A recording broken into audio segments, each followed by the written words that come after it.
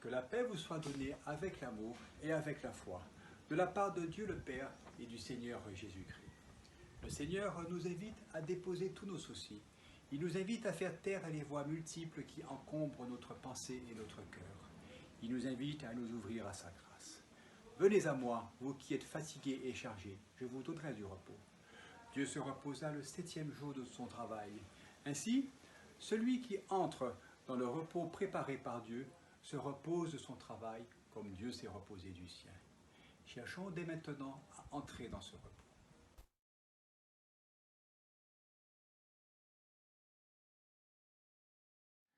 Seigneur notre Dieu, nous nous tournons vers toi dans la reconnaissance. Notre cœur est joyeux de te savoir présent et fidèle dans ton amour pour nous. Nous te bénissons de nous avoir donné ce jour pour nous reposer en toi et célébrer ton nom. Merci pour ton appel qui a donné un sens à notre existence et marqué notre place dans l'Église. Merci pour les frères et sœurs. Merci pour ces frères et sœurs qui nous aident dans notre marche vers toi. Merci pour ceux que tu places sur notre route afin que nous cheminions avec eux. Béni sois-tu, Seigneur notre Dieu, d'être le berger qui connaît ton troupeau et qui le garde fidèlement. Notre Dieu, nous te louons aussi pour ta parole, lumière de vérité qui conduit au chemin de la paix, pour ton esprit qui ouvre à sa compréhension et suscite l'obéissance, pour Jésus-Christ qu'elle aide à mieux connaître, à servir et aimer. Béni sois-tu, Seigneur notre Dieu, de te faire proche de nous et de pourvoir en toutes choses à ce qui nous est nécessaire. Seigneur, tu sais que nous t'aimons et tu nous aimes. Pour cet amour infini et gratuit, nous te disons avec la louange de notre cœur, le vif désir de nous conformer à ta volonté. À toi, Père, Fils et Saint-Esprit, à toi seul toute honneur et toute gloire. Amen.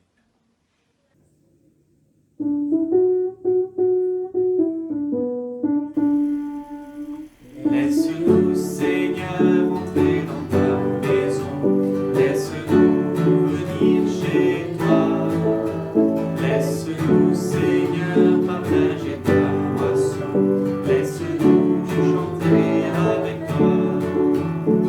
Un temps de fête, alléluia. Lumière et fête, alléluia. Laisse-nous, Seigneur, entrer dans ta maison. Laisse-nous venir chez toi. Laisse-nous, Seigneur, partager ta moisson. Laisse-nous chanter avec toi. Ce règne de joie, alléluia. Viens sur toi, alléluia.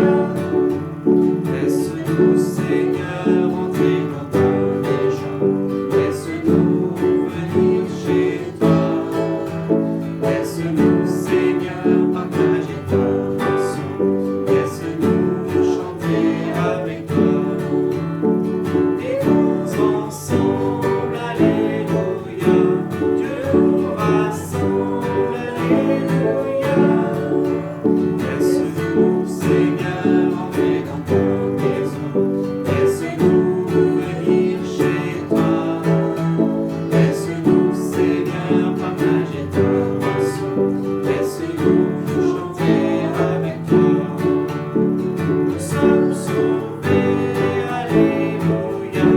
Ressuscités, alléluia. Laisse-nous, Seigneur, entrer dans ta maison. Laisse-nous venir chez toi. Laisse-nous, Seigneur, partager ta moisson. Laisse-nous chanter avec toi.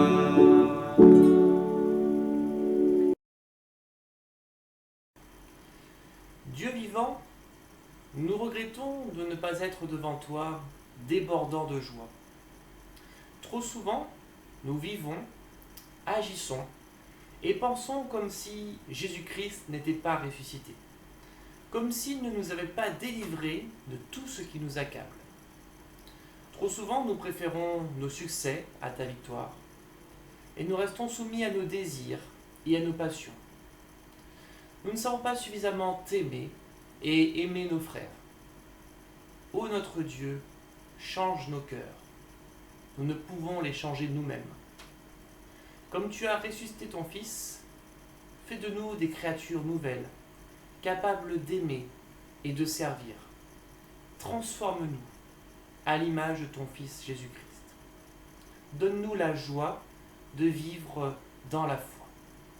Amen.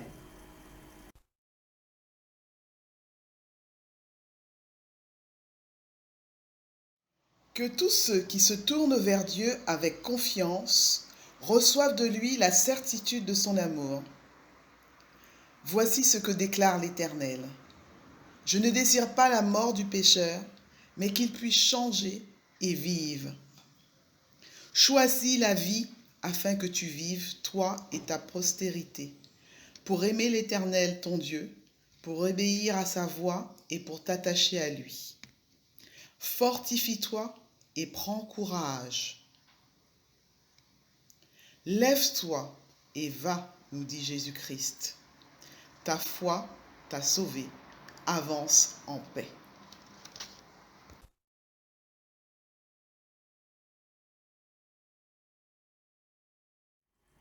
Toujours, quand il y a un vide dans ta vie, remplis-le d'amour. Jeune, vieux, bien portant, malade, toujours, quand il y a un vide dans ta vie, remplis-le d'amour. Va allègrement à la recherche de l'amour. Aime comme tu peux. Aime tout ce que tu peux. Aime toujours. Ne te préoccupe pas de la finalité de ton amour. Il porte en lui-même son horizon. Ne le juge pas incomplet, dérisoire. L'amour porte en lui sa propre plénitude. Toujours, quand il y a un vide dans ta vie, remplis-le d'amour, de dons, de partage.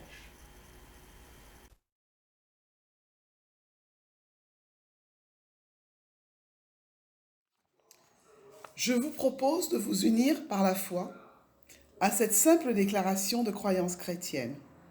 Je crois en un seul Dieu, notre Père, le Créateur. Il a pour chacun des projets de vie et de joie. Je crois en Jésus-Christ, notre Seigneur et notre frère, qui est Fils de l'homme et Fils de Dieu. Il vient à nous, il nous aime et il nous sauve. Je crois en l'Esprit Saint, qui nous est laissé comme un don gratuit. Il appelle la foi et fonde l'espérance véritable. Je crois que par l'amour, la vie touche à la vie éternelle et qu'en Dieu, nous demeurerons toujours dans la liberté et dans la joie. Seigneur, augmente continuellement la confiance que j'ai en toi.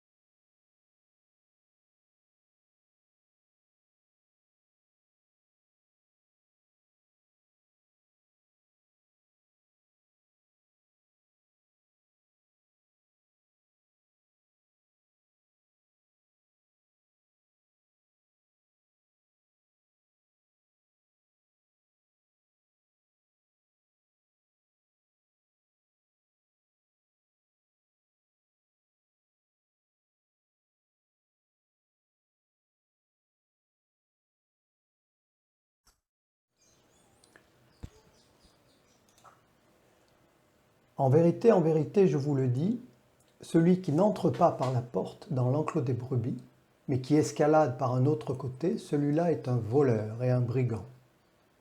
Mais celui qui entre par la porte est le berger des brebis. Celui qui garde la porte lui ouvre, et les brebis écoutent sa voix. Les brebis qui lui appartiennent, il les appelle, chacune par son nom. Il les emmène dehors. Lorsqu'il les a toutes faites sortir, il marche à leur tête et elles le suivent, parce qu'elles connaissent sa voix.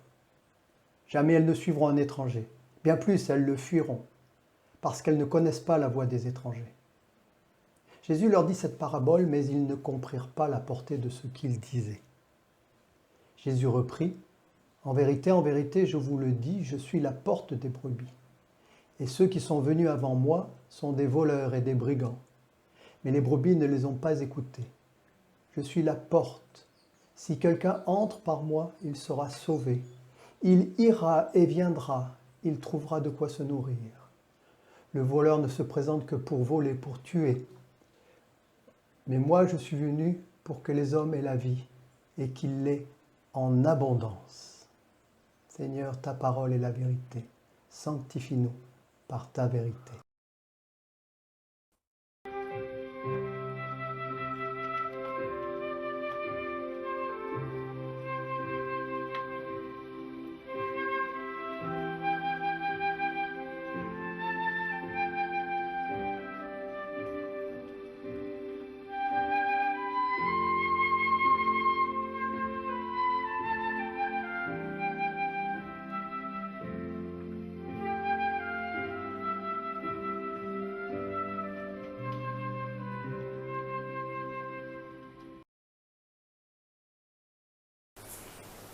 Voilà, chers amis, on a entendu ce texte de l'évangile de Jean, ces affirmations.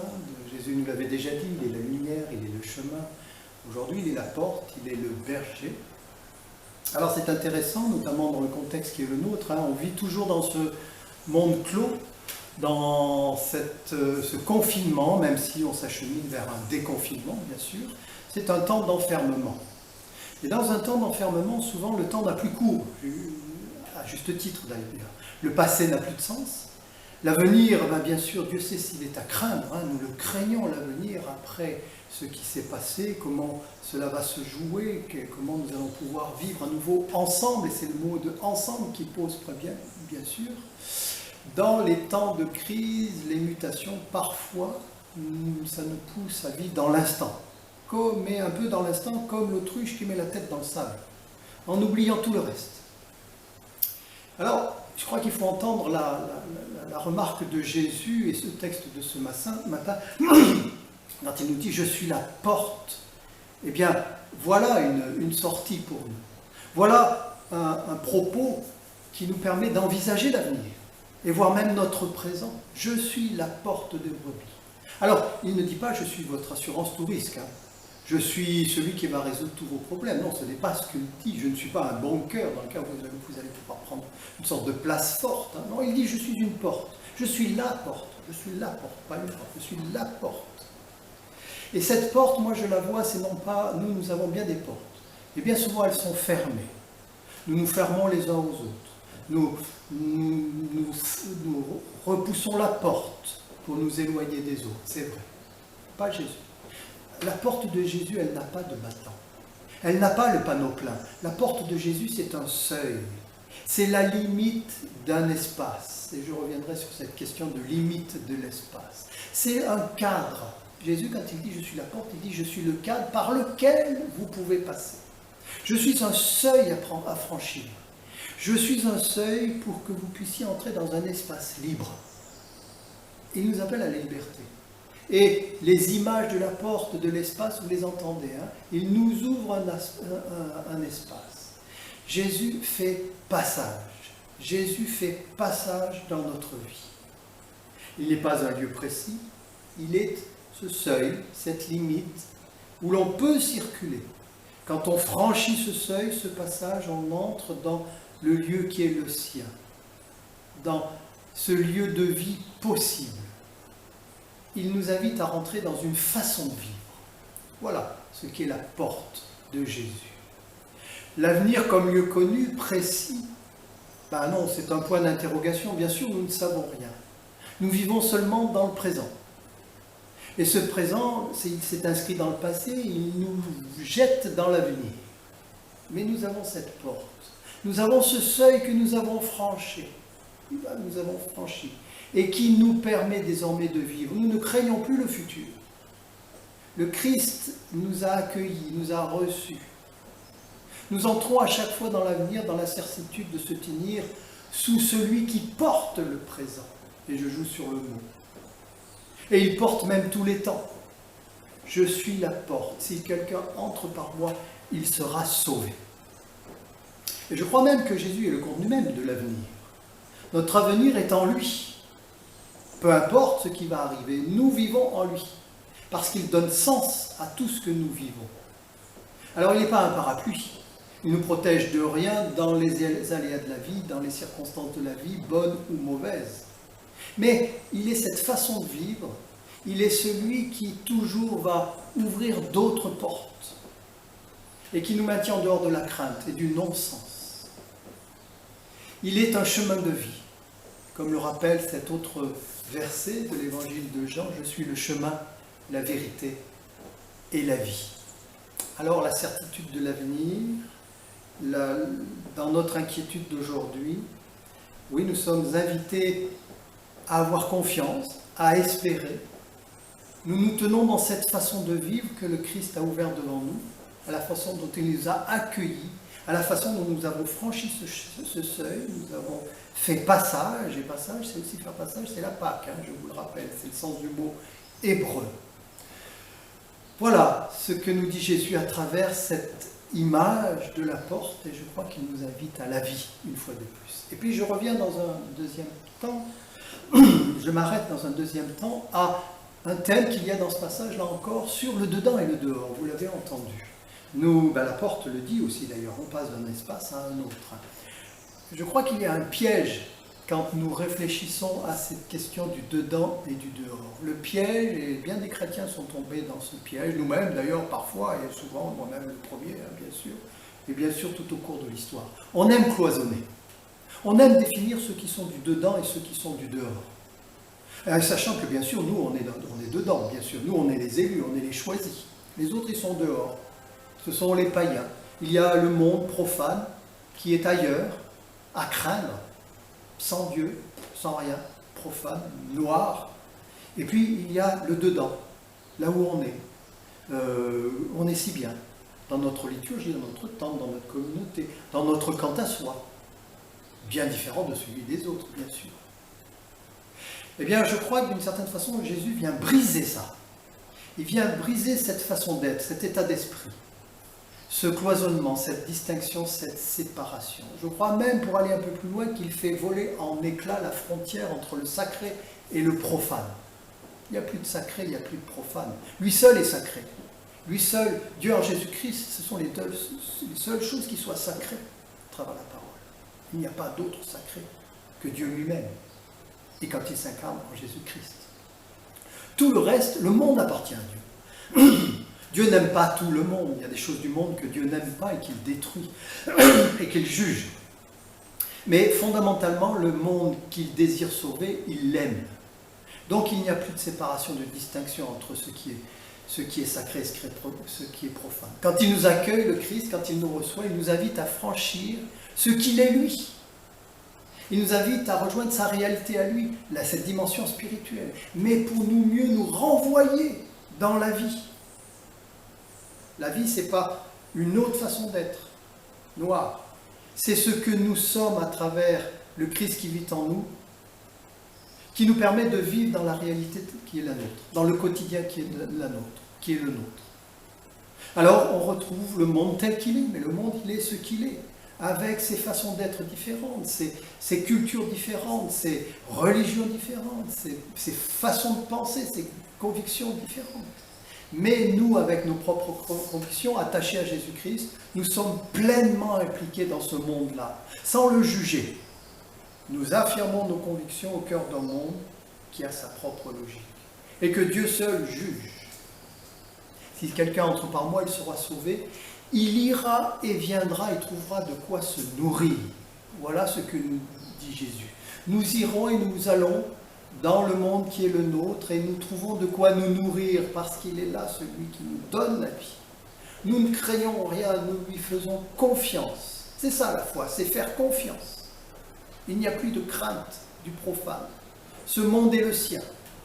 Et le péché du monde, il l'a vaincu. Alors, n'érigeons plus des murs. Ne vivons plus notre vie dans ce monde, parce que ce monde, il l'a sauvé.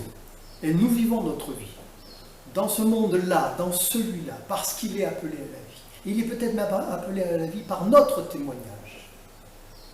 Voilà, et pour finir, je garde cette idée dans le monde. Nous avons un guide, bien sûr, l'évangile de Jean parle du berger. Eh bien oui, il y a un guide, le guide c'est l'évangile, c'est cette écriture, c'est toute la Bible.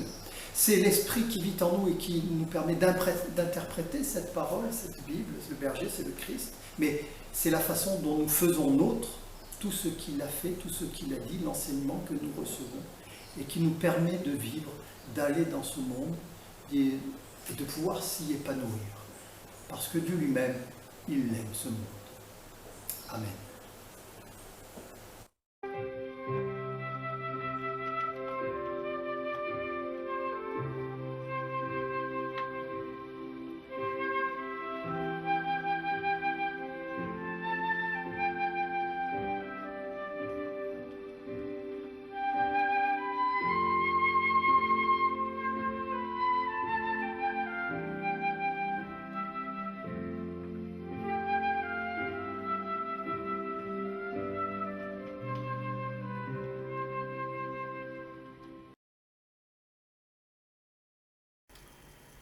Chers frères et sœurs, ce texte de Jean contient deux paraboles, deux images utilisées par Jésus pour nous faire réfléchir sur le sens de son action, nous faire réfléchir sur qui est Dieu et qui nous sommes. Alors, que nous dit Jésus sur Dieu? Tout d'abord, en Jésus, Dieu se révèle comme le berger, c'est-à-dire celui qui conduit, qui ne nous laisse pas seuls, qui ne nous laisse pas livrés à nous-mêmes. Au fond, un Dieu qui se fait proche des humains, un Dieu toujours présent par sa parole et par son esprit. Plus que ça, Dieu nous est même familier. Les brebis le suivent parce qu'elles connaissent sa voix, nous dit Jésus. Dieu parle à notre cœur. Il y a quelque chose dans ses paroles qui nous relève, nous rappelle notre valeur infinie, notre dignité fondamentale. Il appelle par leur nom les brebis, nous dit le texte. Dieu s'adresse à nous individuellement, en tenant compte de notre différence, de notre singularité. Et puis, Dieu est aussi en Jésus-Christ une porte, c'est-à-dire un chemin, une porte ouverte sur quelque chose de nouveau, d'infiniment enrichissant. À la fois une porte qui permet d'aller et venir, qui laisse la place au doute, à la réflexion, une porte jamais fermée et ouverte à tous, sans exception. Mais aussi une porte ouverte sur l'extérieur. Oui, car c'est le paradoxe. Pour nous sauver, pour nous mettre en sécurité, Jésus nous entraîne dehors. Là où nous imaginons que sont tous les dangers, les obstacles, les pièges, les voleurs, les usurpateurs, eh bien, le danger sont à l'intérieur de l'enclos.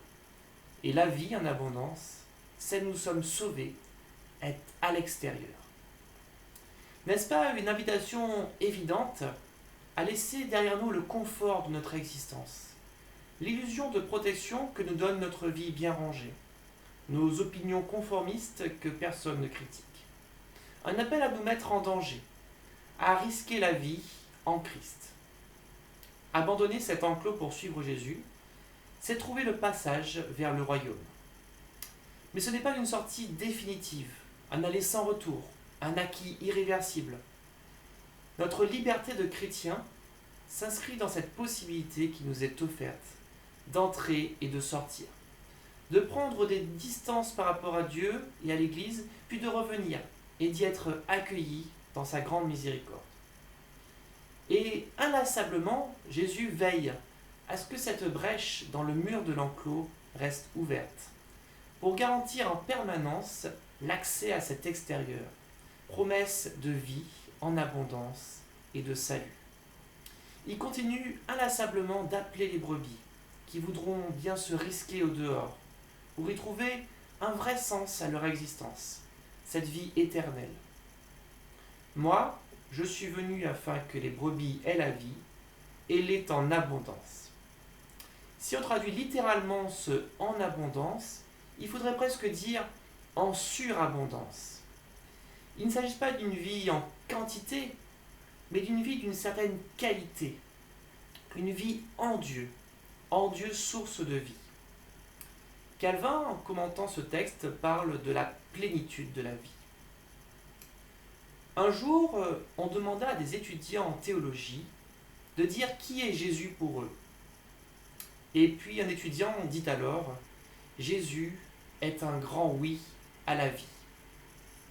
Oui, dans les évangiles, sans cesse, Jésus redresse, Jésus guérit, Jésus réintègre à la société et à la vie. Jésus donne la vie, il la donne même à travers sa mort.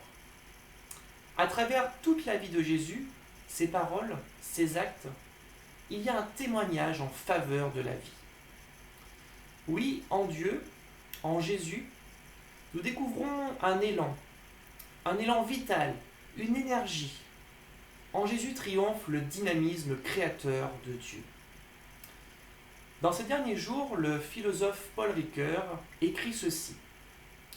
Du fond de la vie, une puissance surgit qui dit que l'être est un être contre la mort. Oui, ce dynamisme créateur de Dieu nous habite, nous traverse toute la création, et il est communicatif. Il est aussi un appel qui nous est adressé.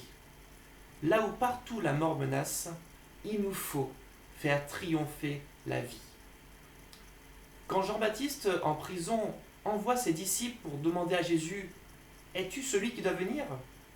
Jésus répond « Les aveugles voient, les boiteux marchent, les lépreux sont purifiés, les sourds entendent, les morts ressuscitent. La bonne nouvelle est adressée aux pauvres. » Eh bien, les exemples que donne Jésus sont très concrets. Il ne parle pas que de la vie éternelle ou d'une vie spirituelle.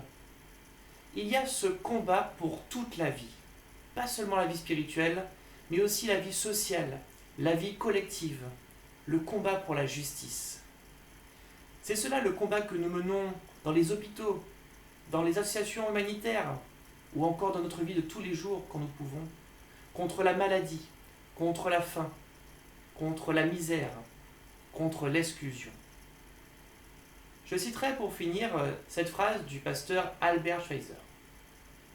Dans la mesure où un être humain prend conscience de la valeur de la vie, il entre dans une communion mystérieuse avec Dieu, source de vie infinie. Amen.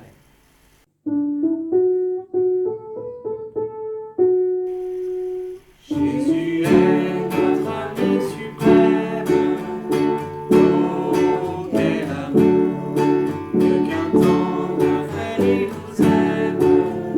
Oh, quel amour, et ses parents amis nous passent. Le bonheur paraît s'efface, son cœur seul jamais ne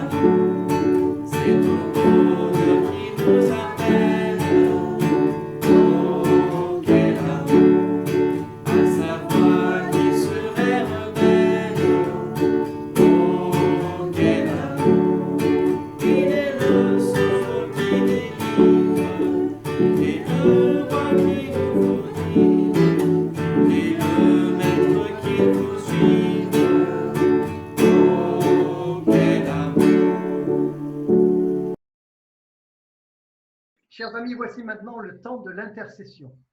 Et particulièrement aujourd'hui, cette intercession, elle va être dite, énoncée avec les membres du conseil presbytéral. Nous sommes là les uns les autres en communion et cette prière commune du conseil, nous la partageons avec vous. Elle unit la terre vers le ciel. C'est la quête de l'homme qui cherche son Dieu toujours et qui sait qu'il lui répond.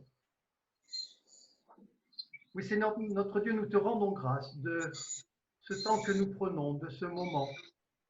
Nous voulons te remettre toutes les personnes que nous connaissons, qui vivent sûrement difficilement ce temps de confinement, ou qui s'inquiètent pour leurs familles qui sont au loin. Soulage leur cœur, remets l'espérance, remets la lumière dans ces vies-là. Et puis, Seigneur notre Dieu, que nous puissions te rejoindre à travers cette prière commune, les uns avec les autres.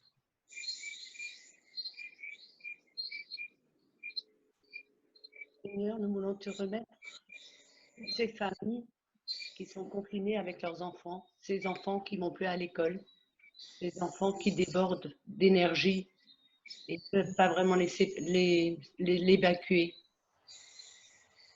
Seigneur, donne la patience aux parents et la sérénité aux enfants. Amen. Seigneur, nous demandons de nous inspirer dans cette période, de nous donner des idées pour agir, de nous mettre acteurs, malgré le confinement, de nous mettre toujours vers l'avant, de nous laisser imaginer le monde d'après, de réfléchir à de nouvelles formes de solidarité. Aide-nous dans le courage à aller quand même vers les autres, à trouver des formes d'action. Ne nous laisse pas spectateurs, oh mon Dieu, et aide-nous à agir.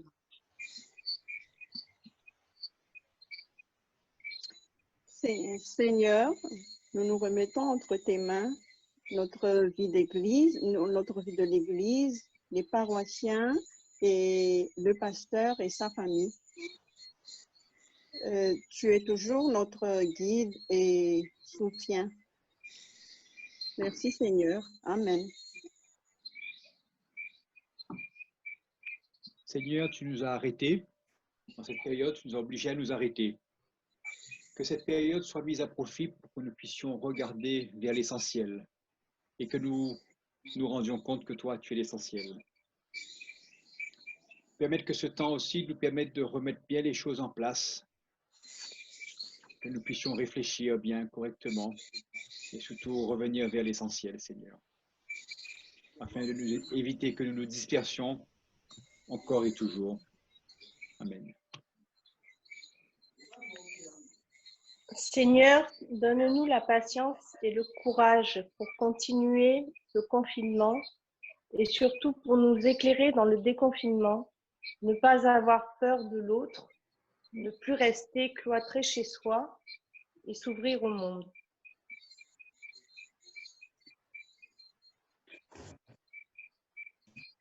Seigneur, dans ce temps de confinement, tu nous fais nous retrouver avec nous-mêmes, avec les nôtres. Donne-nous l'amour, faire grandir cet amour que tu nous as donné gratuitement pour que nous puissions nous supporter, continuer à nous aimer de façon quelquefois différente, faire preuve de bienveillance avec les gens avec lesquels nous sommes enfermés. Ce n'est pas évident tous les jours, mais grâce à ton amour, ça sera plus supportable. Amen. Père, toi fois saint, c'est vrai que ce moment nous a complètement déstabilisés. Nous avons perdu nos repères. Nous n'étions pas prêts à vivre ce moment-là.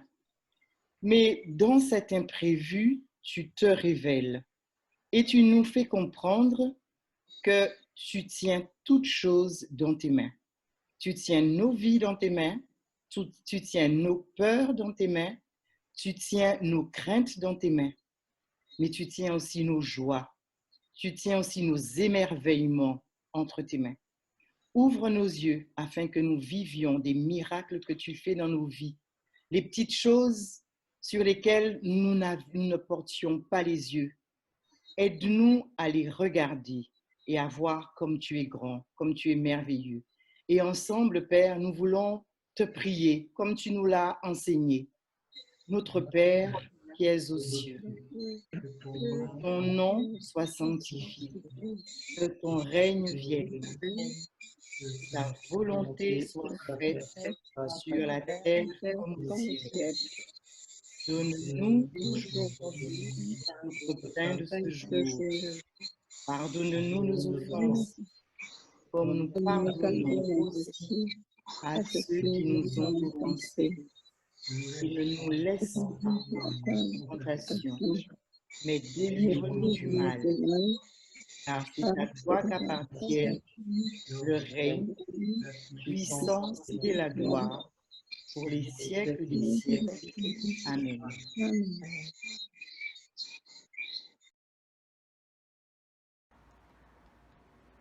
Ô Père, revêtu de l'Esprit Saint, envoie-nous annoncer l'Évangile. Mais pour cela, notre Dieu annonce-nous l'Évangile comme une bonne nouvelle qui chaque matin résonne plus fort que le destin et le déclin, plus clair que l'incertitude et l'ambiguïté des jours, plus juste que les idoles, les idées et les idéologies, plus vrai que les tragédies d'aujourd'hui et les utopies. Ton évangile n'est pas un mythe forgé par les hommes pour s'expliquer l'inconnu ou y faire face. Ton évangile n'est pas un conte inventé par les hommes pour bercer leurs frayeurs et combler leurs désirs. Ton évangile n'est pas une tradition pour fournir une identité à un groupe et doter de grands ancêtres des orphelins fragiles. Ton évangile n'est pas une ancienneté que l'on se répéterait le dimanche matin comme une comptine et une ritournelle. Ton évangile est une surprise, car il serait tout de même plus normal que chacun reste à sa place, les hommes seuls ici et les dieux seuls ailleurs. Ton évangile est la surprise de la promesse faite à Abraham et à David, de la parole tenue en Jésus-Christ, de la parole attendue jusqu'au royaume. Ton évangile est toujours une surprise pour nos vies habituées à l'ensevelir. Ton évangile est une emprise, car il serait tout de même plus commode que personne ne nous commande d'aimer Dieu plus que l'argent, la sécurité, et que personne ne nous ordonne d'aimer nos prochains comme nous-mêmes. Ton évangile est toujours une emprise sur nos vies habituées à éviter. Ton évangile est une reprise, car il serait tout de même plus tentant de filer ailleurs que là où nous avons commencé, de laisser filer la foi en infidélité, la confiance en inconstance, la persévérance en délaissement.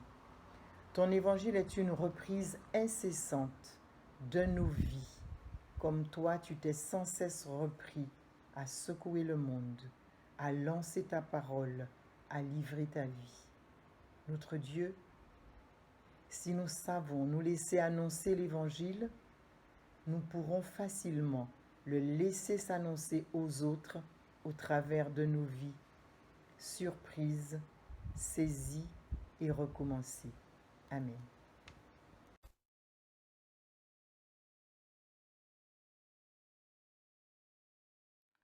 Que le bonheur et la grâce vous accompagnent tous les jours de votre vie et qu'elle soit surabondante. Allez dans la paix du Christ. Que